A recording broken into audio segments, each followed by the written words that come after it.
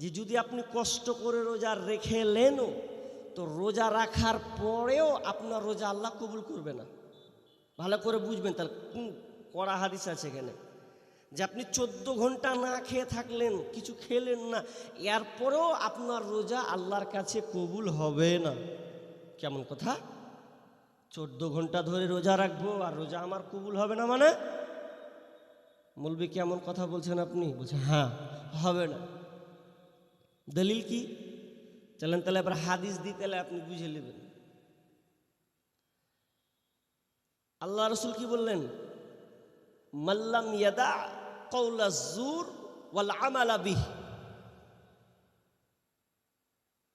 মাল্লাম ইয়াদা কওলা যুর ওয়াল আমালা বিহ, যে ব্যক্তি রোজা অবস্থায় মিথ্যা কথা এবং অগর্হিত কাজ, এক কথায় অন্যায় অশ্লীল কাজকে ছাড়তে পারল না, ওই ব্যক্তির আইয়াদা তাআমাহু ওয়া শারাবাহু, তাহলে ওই লোকটার না খেয়ে থাকা আল্লাহর কাছে কোনো লাভ নেই। হাদিসটা খালি এটা তর্জমা করলাম, ব্যাখ্যা আছে, বুঝাচ্ছি। আপনি রোজা রেখেছেন, এখন রোজা রেখে আপনি মিথ্যা কথা বললেন, তাহলে আপনার রোজা আল্লাহর কাছে কবুল হবে না। তার মানে আপনি ব্যবসায়ী, রোজা আছেন, অথচ ব্যবসা আপনি বেশি ইনকাম করার লেগে লোক জিজ্ঞেস করলো কত দাম, 150, কত দিবেন, 110, হ্যাঁ 120 টাকা কিনা আছে, 100 টাকা কিনা আছে, 10 টাকা বেশি বললেন, মিথ্যা কথা বললেন, তাহলে কিন্তু আপনার রোজা থাকলো না। আপনি রোজা আছেন, রোজা অবস্থায় গালি দিয়ে দিলেন, কাউকে গালি দিলেন, কাউকে অন্যায়ভাবে মেরে দিলেন, রোজা আছেন, আপনি অন্যায় কাজের সঙ্গে আপনি যুক্ত আছেন, তাহলে কিন্তু আপনার রোজা রেখে কোনো লাভ নেই। আচ্ছা, এবার আপনারা বলেন, পৃথিবীতে একটা মেশিন আছে, যে মেশিনটার নাম হলো মোবাইল চৌধুরী, মেশিনটার নাম। আচ্ছা, অনেকের পকেটে আছে না এটা? বেশিরভাগ, এমনকি এখন বয়স্ক দাদু যারা, তারাও ব্যবহার করছে। এখন চোখ টিপ টিপ হলে কি হবে? চালাতে পারছি তো মোবাইল। এই মোবাইলটা এত মিথ্যা কথা হয় যা অন্য কোনো জিনিস দিয়ে এত হয় না। মোবাইলের মাধ্যমে যত মিথ্যা কথা হয়, আপনাকে যদি এখন ফোন করে কেউ, কোনো বন্ধু বা কোনো কেউ আত্মীয়, হ্যাঁ রে কোথা আছিস তুই, বলছে যে জালসা শুনতে এসছি, অথচ আপনি জালসা শুনতে আসছেননি, নাম দিয়ে দিলেন সোনাহারে জালসা শুনতে এসছি। তা আছেন আড্ডা মারছেন কোথায়? আপনি ওই আড্ডা মেরেছেন, আপনি ওই হাতে হরিরামপুরে আছেন, আর না হলে দৌলতপুরে যে আড্ডা পিটছেন, দুটার মধ্যে একটা। তা আপনি ফোনে মিথ্যা কথা বলে দিলেন। মানে মোবাইলে এত মিথ্যা কথা বলা হয়। একটা ছেলে একটা মেয়েকে 3 বছর থেকে ওর সাথে সম্পর্ক, ভালোবাসা, তো ভালোবাসায় এত ভালোবাসা, তো ছেলেটা অলরেডি ওকে ভালোবেসেই নিয়েছে। তোমার একটা সন্দেহ হচ্ছে, যে ওকে জিজ্ঞাসা করছে, জান আমার সবই তো ভালো, কিন্তু আমার একটা সন্দেহ জেগেছে। কি সন্দেহ? আচ্ছা, তোমার বিয়ে হয়েছে না হয়নি? বলো আগে, ভালো করে বলো, আমার সন্দেহ ঢুকছে কিন্তু। তখন ওই মেয়েটা কইছে, পাগলা আমার, আমিও তোমাকে ভালোবাসি, তা আমি আবার বিয়ে কেনা করতে যাব? হ্যাঁ, তুমি খামখা আমাকে ধারণা করছো যে আসলে সন্দেহটা করেছে ও খবর নিয়েছে বলে। এখন হাকিকাতি যখন ওর মন মানলো না, তখন মারলো দৌড়ান ওর বাড়ির দিকে। কোন রকম করে যদি খবর লিয়েছে, যে মেয়েটা বলেছিল আমার বিয়ে হয়নি, ওর 4টা ছেলে আছে, মোবাইলে মিথ্যা কথা বলে দিয়েছে। মানে মোবাইলটা এমনই একটা জিনিস, পুরো পৃথিবীটাকে গ্রাস করেছে। ভালো নাই, আলেম বলেন, মৌলানা বলেন, মুফতি বলেন, ডাক্তার বলেন, মাস্টার বলেন, সবাইকে মোবাইল গ্রাস করেছে। ভালোর চাইতে চাইতে খারাপটা বেশি এখন বিদ্যমান, মানুষকে পাপে নিয়ে চলে যাচ্ছে। আপনি 30 বছর 40 বছর পেছনে যদি যান, আপনি মোবাইলের গুনাহ অতটা পাননি, পাবেন না।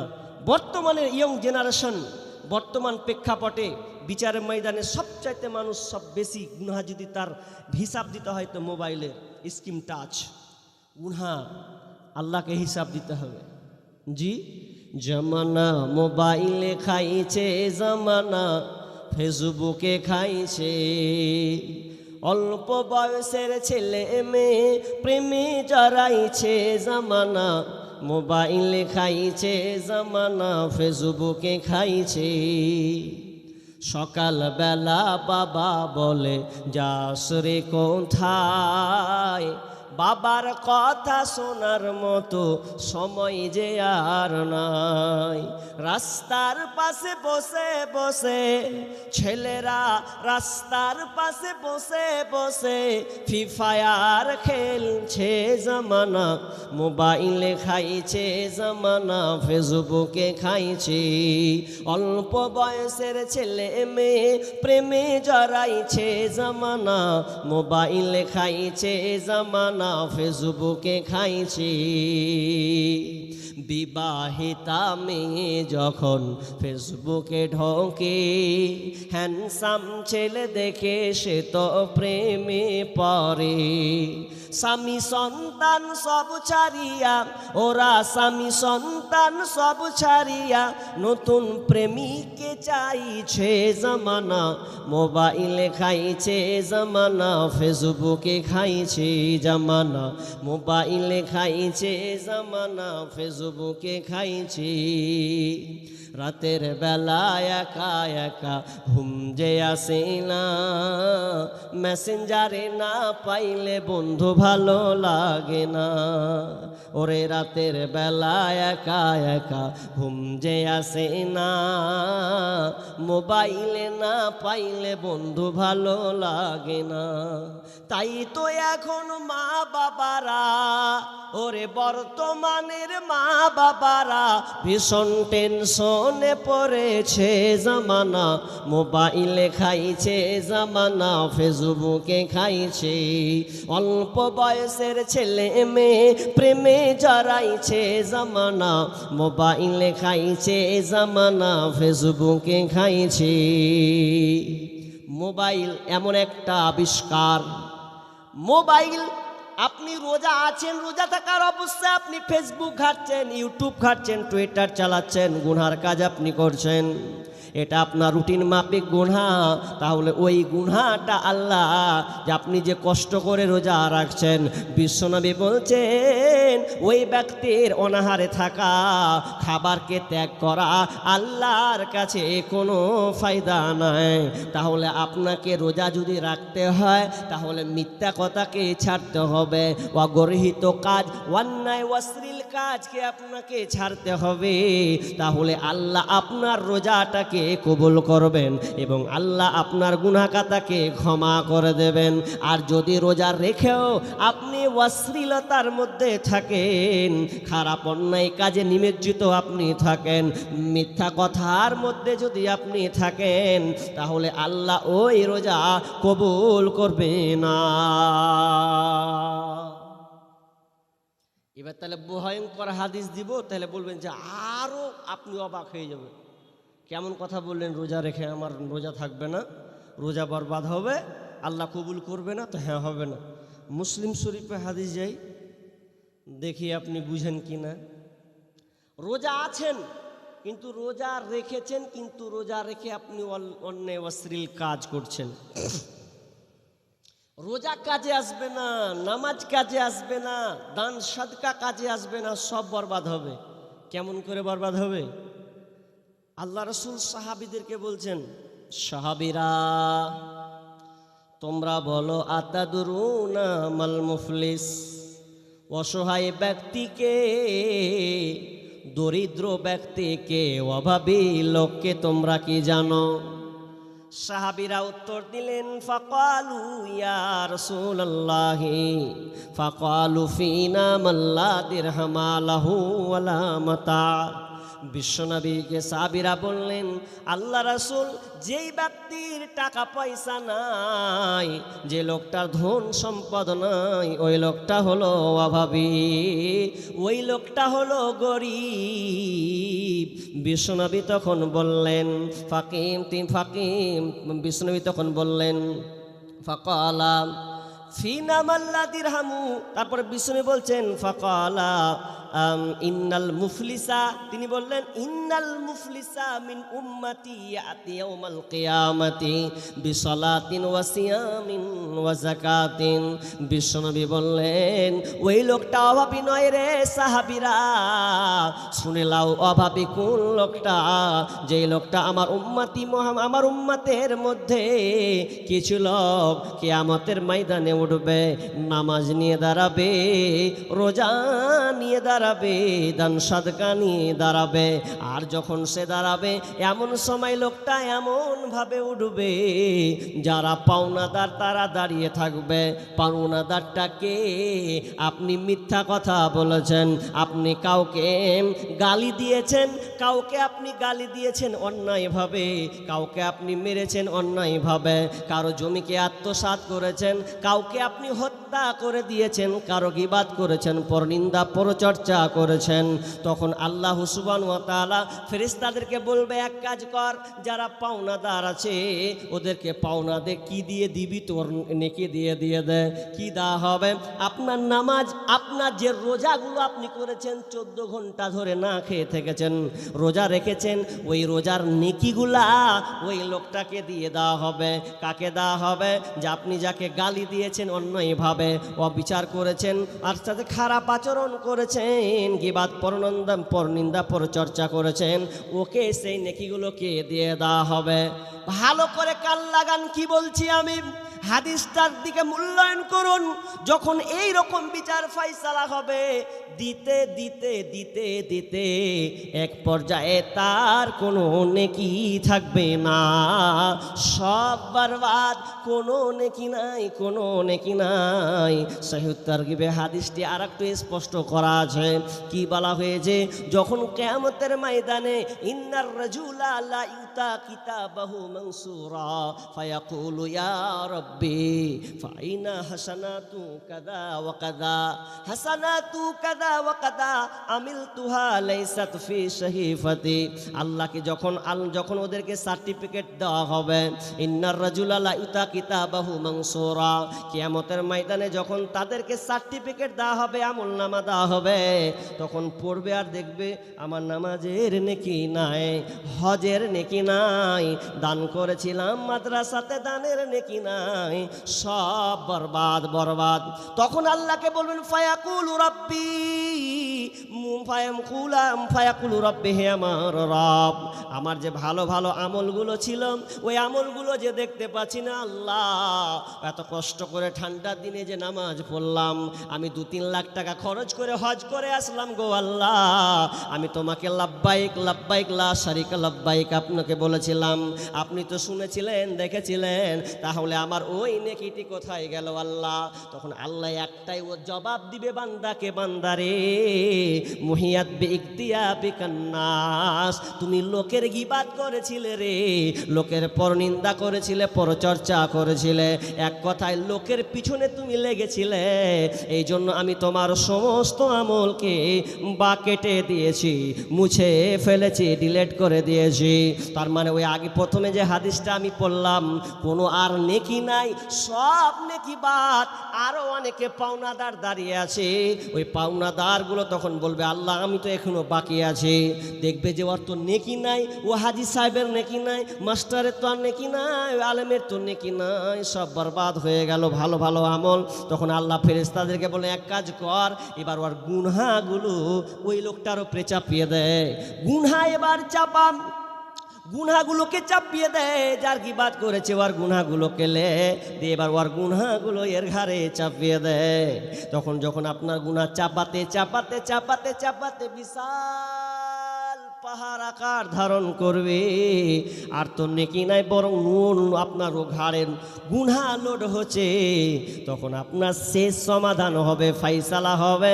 ফেরেশতারা তখন ওই লোকটাকে জাহান্নামে দিয়ে দেবে, আর কোনো তার বাঁচার রাস্তা নাই।